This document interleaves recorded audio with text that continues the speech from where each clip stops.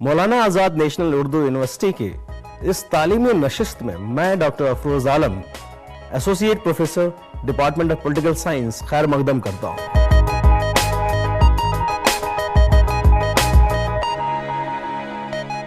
अफलातून ने उस जमाने में अपने सियासी नजरिए को पेश करता है जो इंसाफ कहलाता है। उसकी 3 किताबें जो अहम हैं इसमें उसको जानने की जरूरत है। पहला रिपब्लिक, जिसको जमहूरियत, रियासत भी कहते हैं। दूसरा स्टेट्समैन, जिसको मुदब्बिर भी कहते हैं उर्दू में। और तीसरा लॉज, कवानीन इसको कहते हैं। तो जो पहली किताब है रिपब्लिक, उसमें अपने इंसाफ के नजरिए को कायम करता है, जो इस मकसद से लिखी गई कि कैसे एक शहरी मुमलिकत में एक मिसाली हुकूमत कायम की जाए।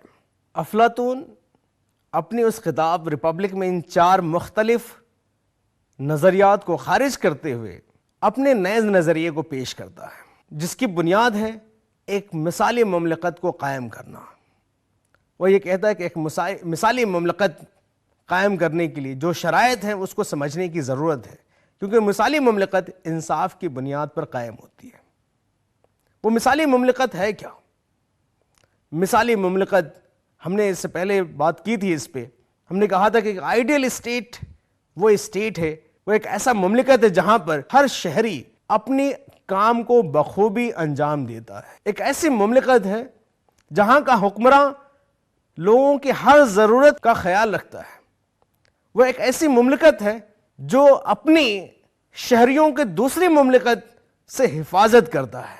एक ऐसा मुमलिकत है जहां का हुक्मरान दानिश्वर है, जिसके अंदर यह सलाहियत है कि गलत और सही में फ़र्क कर सके।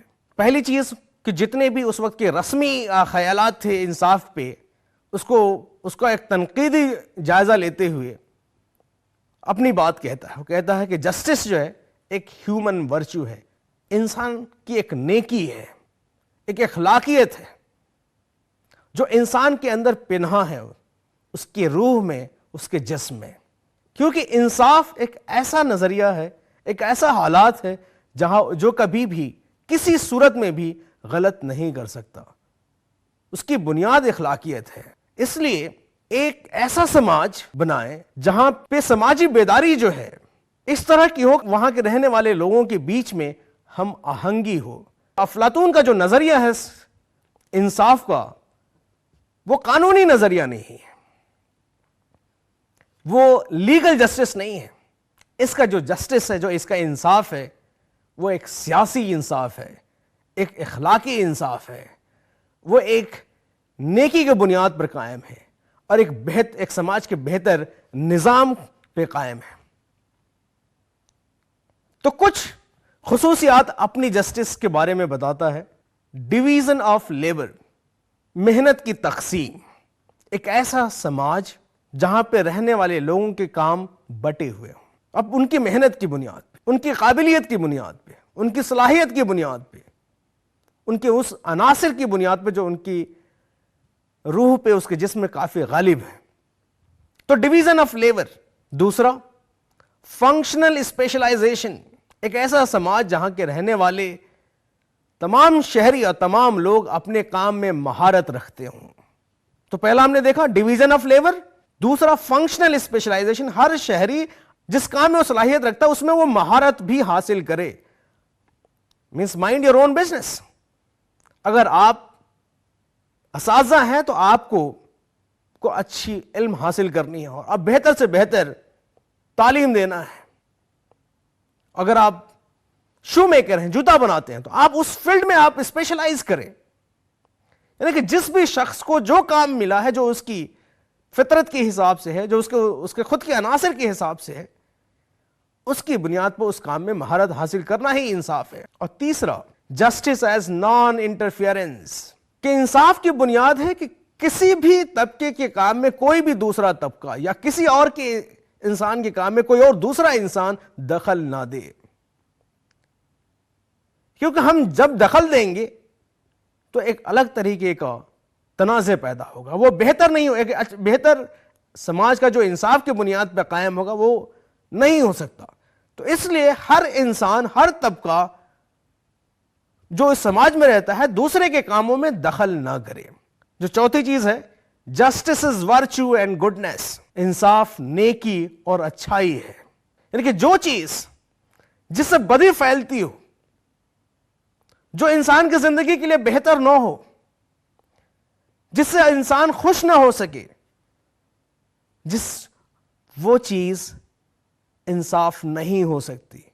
تو انصاف کی فطرت ہے کہ وہ ہمیشہ نیکی کے بنیاد پر قائم ہوگی، جو اچھا ہی کرے گی، بہتر ہی کرے گی. یہ اس کی اپنی خاص خصوصیات ہے. اور پانچواں، ہارمونیس ریلیشن شپ، جو باہمی تعلقات ہوں ان طبقات کے بیچ میں وہ ہم آہنگی کی بنیاد پہ ہوں، کہ انسانی فطرت میں وہ کیا چیزیں ہیں جو ان کو الگ الگ عناصر میں، الگ الگ طبقوں میں، الگ الگ اجزاء میں بانٹتی ہیں. اس کو ہمیں سمجھنے کی ضرورت ہے. وہ ایک سماج کی تقسیم کرتا ہے. جو سماج ہے وہ فرد سے علیحدہ نہیں ہے. جو فرد کی جو قوتیں ہیں، جو خصوصیات ہیں، وہی چیزیں بڑی چل کر کے مملکت کا بھی شکل اختیار کرتی ہیں.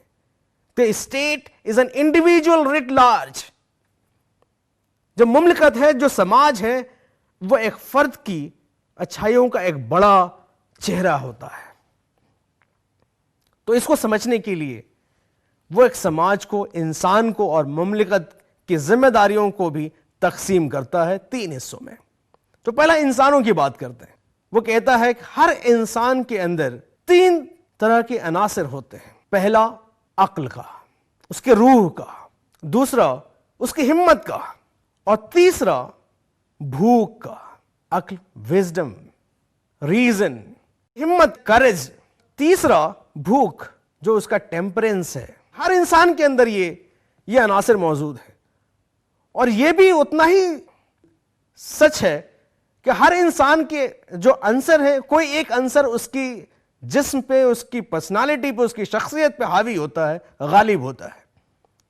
کچھ انسان ہوتے ہیں جو دانشور ہوتے ہیں، ذہین ہوتے ہیں، جو عقل کی بنیاد پہ قائم کرتے ہیں. ان کے لیے عقل سے بڑی چیز کوئی نہیں ہوتی. دوسرا ہوتا ہے، کچھ انسان ایسے بھی ملیں گے آپ کو کہ ان کے اندر ہمت، شجاعت اور حوصلہ کافی حاوی ہوتا ہے، کافی غالب ہوتا ہے. اور تیسرے انسان ہوتے ہیں جو صرف اپنی مفاد کی، ضروریات کی، پیٹ کی، بھوک کی چنتا کرتے ہیں. اور یہی 3 جس کے اندر یہ خصلت ہوتی ہیں، جس میں جو عنصر حاوی ہوتا ہے، وہ اسی طرح کے ایک سماج، اسی طرح کے ایک طبقے کو بناتا ہے. جب بہت سارے لوگ ایک ہم خیال، ایک عناصر کے ملتے ہیں تو ایک طرح کا طبقہ بناتے ہیں. پہلا، جو جس کے اندر ریزن ہوتا ہے، وزڈم ہوتا ہے، یعنی عقل اور دانش مندی ہوتی ہے، وہ لوگ حکمراں بنتے ہیں، رولنگ کلاس ہوتے ہیں اس سماج کے لیے. کیونکہ ان کے اندر یہ صلاحیت ہوتی ہے کہ غلط اور صحیح کے بیچ میں فرق کر سکیں، اخلاقیت اور غیر اخلاقیت کے بیچ میں فرق کر سکیں، سماج کے اور مملکت کے مفاد میں کیا بہتر ہے اس کا فیصلہ لے سکیں. یہ ان کے اندر یہ صلاحیت ہوتی ہے. اس لیے وہ رولنگ کلاس ہوتی ہے. اس کے اندر حکمرانی کا جذبہ بہتر ہوتا ہے کیونکہ ان کے اندر وہ صلاحیت ہوتی ہے. دوسرا، جس کے اندر شجاعت ہے، جس کے اندر ہمت ہے، وہ اس بات کے لیے ہوتے ہیں، وہ ملک کی حفاظت کے لیے، وہ سماج کی حفاظت کے لیے ضروری ہوتے ہیں. ان کو، جو دوسرے طبقے کو ہم سولجر کہتے ہیں، جو سینک ہیں، جو ملٹری ہیں، ان کے اندر وہ چیزیں حاوی ہوتی ہیں. اور تیسرا کلاس بناتی ہیں. جو تیسرا ورچو ہے وہ ہے ٹیمپرنس کا. یہ لوگ وہ طبقہ ہیں جو سماج کی مادی ضرورتوں کو پورا کرتے ہیں، جیسے کسان، جیسے تجارت کرنے والے، یہ لوگ اس میں شامل ہیں. اور ان تینوں کو ایک میٹل کی بنیاد پر قائم کرتا ہے. کہتا ہے کہ جس کے اندر وزڈم ہے، جس کے اندر ریزن ہے، وہ ایک خاص میٹل سے بنائے گئے ہیں، وہ گولڈ سے بنے ہیں. دوسرے جو طبقہ ہے جس کے اندر شجاعت ہے، جو سولجر کلاس ہے، وہ سلور کے بنے ہیں. اور تیسرا جو ہے جس کے اندر بھوک حاوی ہے، وہ آئرن سے بنے ہیں، لوہے سے بنے ہیں. تو وہ اس طرح سے سماج کی درجہ بندی کرتا ہے. اور اس بات کو کہتا ہے کہ انصاف تبھی قائم ہوگا جب اس سماج میں رہنے والے طبقات اپنے اپنے کام میں مہارت رکھیں اور اس میں ایک توازن بنائے رکھیں. یعنی کہ ان سارے تینوں طبقات کو کوئی اور کام کرنے کی اجازت نہیں کرتا. وہ کہتے ہیں کہ آپ اپنی کام میں مہارت رکھیے، دوسرے جو ان کے حالات ہیں وہ اپنے حساب سے مہارت رکھیں گے. یعنی کہ ایک سماج کی درجہ بندی، ایک بہتر سماج کے لیے سماج کی درجہ بندی کو ضروری قرار دیتا ہے افلاطون. یہاں پہ ایک بات میں بتا دوں کہ جو ایک طرح کا سماج کی درجہ بندی کرتا ہے، وہ درجہ بندی ہندوستان میں پائے جانے والے سماج کی نظم کو بتاتا ہے۔ ہندوستان میں بھی جو کاسٹ سسٹم ہے، جو ورن سے ڈیفائن ہوتا ہے، 4 ورنہ ہوتا ہے۔ پہلا برہمن، جن کو کہا جاتا ہے وائز ہیں، دانشور ہیں، عقل سے کام لیتے ہیں۔ دوسرا طبقہ ہندوستان میں چھتریوں کا، جو ہمت سے، سجاش سے کام لیتے ہیں، جو سولجر کلاس ہوتے ہیں۔ اور تیسرا ویشے کا، جن کا کام ہے روزی روٹی کا کام ہے، کاروبار کا کام ہے، مادی ضرورتوں کو پورا کرنے کا کام ہے، ویشے کا۔ لیکن یہاں پہ افلاطون جو چوتھی اور 5ویں جو درجہ بندی ہے ہندوستان میں اس ذاتی کی، اس کی بات نہیں کرتا۔ اور اس سے یہ بات یہ ہوتی ہے کہ جس دور میں افلاطون اپنے ایتھنس میں کے سیاسی حالات سے منتشر ہو کر کے وہ پورے ادھر ادھر جاتے ہیں گھومنے کے لیے، 3 شہروں میں، جہاں تک ذکر ہے کہ وہ ایجپٹ جاتے ہیں، دوسرا اٹلی جاتے ہیں، تیسرا سسلی جاتے ہیں۔ اور یہ بات بھی کہیں گے کہ شاید وہ ہندوستان میں آئے ہوں اور ہندوستان کے سماج سے متاثر ہو کر کے انہوں نے اپنے سماج کی درجہ بندی کی ہو، جو گولڈ، سلور اور آئرن، لوہے کی بنیاد پر قائم کی ہو، ایک بہتر سماج کے لیے۔ تو یہ جو چیزیں ہیں انصاف کو بتاتا ہے افلاطون۔ میں بتا دوں کہ افلاطون ایسا مفکر نہیں تھا جس میں وہ صرف ادھر ادھر بیٹھ کر کے عام چیئر فلاسفر نہیں تھا، اس نے کافی ادھر ادھر گیا۔ ان ساری چیزوں کو سمجھانے کے لیے، بتانے کے لیے ایک نئے طریقے کا اکیڈمی قائم کرتا ہے۔ جو اس زمانے میں اکیڈمکس ایک ہیرو ہوتا تھا گریک کا، اس سے متاثر ہو کر کے اس نے ایک اکیڈمی قائم کی، اس کا نام بھی اکیڈمی ہے، جو آج بھی ٹوٹے پھوٹے حالات میں قائم ہے۔ اور یہ اس میں یہ چاہتا ہے کہ وہاں پہ میوزک کی بھی کلاسز ہوں، میتھمیٹکس کی بھی کلاسز ہوں، جمناسٹ کی بھی کلاسز ہوں، فلسفی کی بھی ہوں، لاجک کی بھی ہوں، کیونکہ وہ علم کو علیحدہ کر کے نہیں سوچتا۔ وہ کہتا ہے کہ اگر ہمیں انصاف قائم کرنا ہے تو انصاف قائم کرنے کے لیے ایک بہتر تعلیمی نظام کا ہونا ضروری ہے۔ کیوں؟ کیونکہ بغیر تعلیمی نظام کے ہم فلسفی حکمراں پیدا نہیں کر سکتے، کیونکہ فلسفی اور دانشور حکمراں پیدا نہیں ہوتے ہیں، انہیں بنائے جاتے ہیں، اور ان کو بنانے کے لیے بہتر تعلیمی نظام کا ہونا ضروری ہے۔ اور اس سوچ کو، اور اگر بہتر تعلیمی نظام ہے اور بہتر حکمراں ہیں اور ہر طبقے اپنے اپنے کام میں مہارت رکھتے ہیں اور کسی کے کام میں دخل نہیں دیتے اور سب کے بیچ میں ہم آہنگی ہے، یہ ساری چیزیں مل کر کے اس سماج کو ایک مثالی سماج بناتے ہیں، اس مملکت کو ایک مثالی مملکت بناتے ہیں۔ اور یہ اس تصور کے ساتھ جو افلاطون آگے چلتا ہے، اور ان خیالوں کے ساتھ کہ شاید یہ ممکن ہو کہ اس سماج میں بھی، اس دنیا میں بھی ہم جنت جیسا ماحول قائم کر سکیں، اس خیال کے ساتھ جب وہ اٹلی کا دورہ کر رہا تھا تو اس زمانے کا جو ظالم حکمراں تھا اس سے وہ ملنے گیا، جس کا نام تھا ڈائنوسیس فرسٹ۔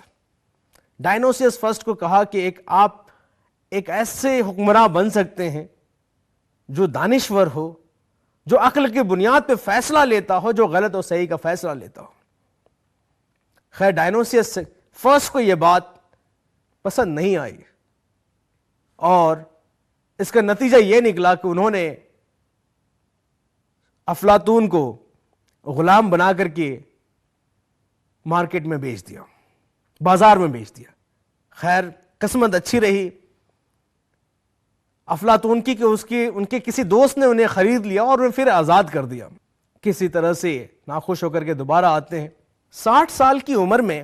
پھر انہوں نے ایک کوشش کی، اسی سسلی میں سراکس ایک جو جگہ ہے، وہاں کا جو حکمراں تھا، جو ڈائنوسیس فرسٹ کا بیٹا ڈائنوسیس سیکنڈ، وہاں کے ان کے ایک دوست جو ڈائنوسیس کا بہنوئی تھا ڈیون، اس نے ایک دعوت نامہ بھیجا کہ آپ آئیے اور ہمارے حکمراں کو، جو ڈائنوسیس سیکنڈ ہے، اس کو سمجھانے کی کوشش کیجیے، ان کو ایک فلسفی حکمراں بنانے کی کوشش کیجیے۔ افلاطون جاتا ہے سسلی دوبارہ، لیکن وہاں پہ دیکھتا ہے کہ جو ڈائنوسیس سیکنڈ ہے وہ بھی سنجیدہ نہیں ہے کوئی چیز سیکھنے کے لیے۔ افسردہ ہو کر کے واپس وہ پھر چلے آتے ہیں ایتھنس میں۔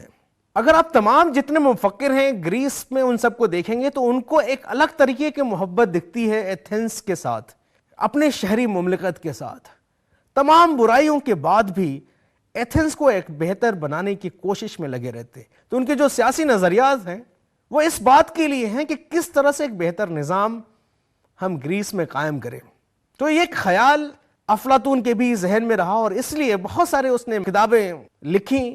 اپالوجی، کریٹوز، فیڈز، یہ سارے اس کی اہم کتابیں بھی ہیں. افلاطون کا جو سیاسی نظریہ ہے اس پہ جو پہلی تنقید آتی ہے وہ اس کے اپنے ہی شاگرد ارسطو نے دیا ہے. جو افلاطون کا جو سیاسی نظریہ ہے، جو انصاف، جس سے وہ انصاف قائم کرنا چاہتا ہے، وہ انصاف ایک مثالی ایک مملکت کے لیے وہ پوری طریقے سے مکمل طور سے حالی زندگی کے لیے، حال کی زندگی کے لیے، پریکٹیکل لائف کے لیے فیزیبل نہیں تھا. یہ آئیڈیا ہم صرف جنت میں ہی حاصل کر سکتے ہیں اور اس دنیا میں جنت کو حاصل کرنا ناممکن سا تھا. تو اسے کچھ تنقید ارسطو نے، اس کا اپنے شاگرد نے کیا.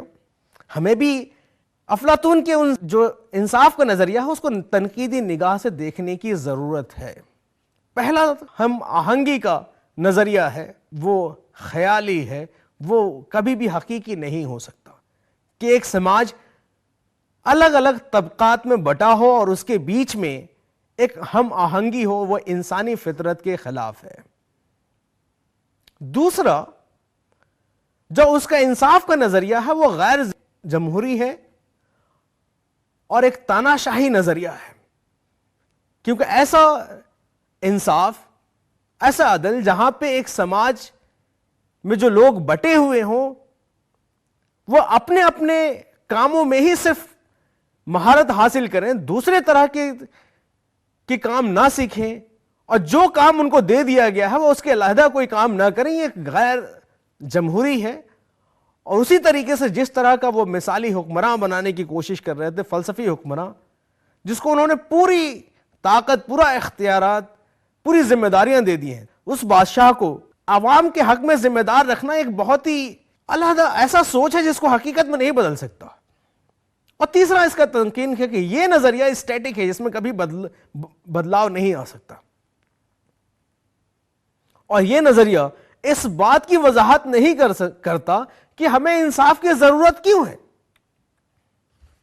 تو یہ سارے تنقید ان کے ہیں، اور اس بات کا احساس افلاطون کو اپنی ذاتی زندگی میں ہو گیا، کیونکہ ہم دیکھیں گے کہ جو اس کا زندگی کا آخری مرحلہ تھا اس میں اس نے ایک کتاب لکھی، لاز اور اسٹیٹس مین، مدبر اور قوانین. اس میں اس بات کو ریئلائز کیا، انہوں نے کہا کہ جو پہلا اس کی کتاب ریپبلک ہے اس کو حقیقت میں لایا نہیں جا سکتا، اس لیے ایسا مملکت بنے جہاں پہ قانون بھی ہو، رسم و رواج بھی ہو، اور پریکٹیکل چیزوں کو ذہن میں رکھ کر کے حکمرانی ہو. اور اس بات کو کا احساس لیتے ہوئے 80 سال کی عمر میں افلاطون کا اپنا انتقال ہوتا ہے 347 میں BC میں. یہ نظریہ انصاف جو افلاطون نے دیا تھا اس کو ہم نے آج سمجھنے کی کوشش کی ہے. اگلی جب ہم آپ سے بات کریں گے اس کا موضوع ہوگا افلاطون کا تعلیمی نظریہ، کیونکہ ہمیں یہ جاننا اور سمجھنا لازمی ہے کہ وہ تعلیم کا نظریہ کیسا ہے افلاطون کا، جس سے وہ ایک فلسفی حکمراں کو بناتا ہے. کیونکہ اگر ہم ایک بہت ہی مشہور مفکر کو یاد کریں، روسو، اس نے کہا کہ جو افلاطون نے کتاب لکھی ہے ریپبلک، جمہوریت، وہ کتاب جو ہے علم کی بہت بڑی کتاب ہے اور ایجوکیشن پہ بنی ہوئی ایک سب سے بڑی کتاب ہے. اس کو ٹریٹائز آف ایجوکیشن کہتا ہے. مزید جانکاری کے لیے آپ اس پتے پر رابطہ قائم کر سکتے ہیں.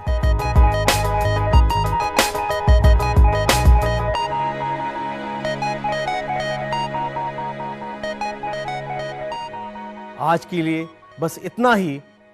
ایک نئے عنوان کے ساتھ آپ سے پھر ملاقات ہوگی. تب تک کے لیے آداب.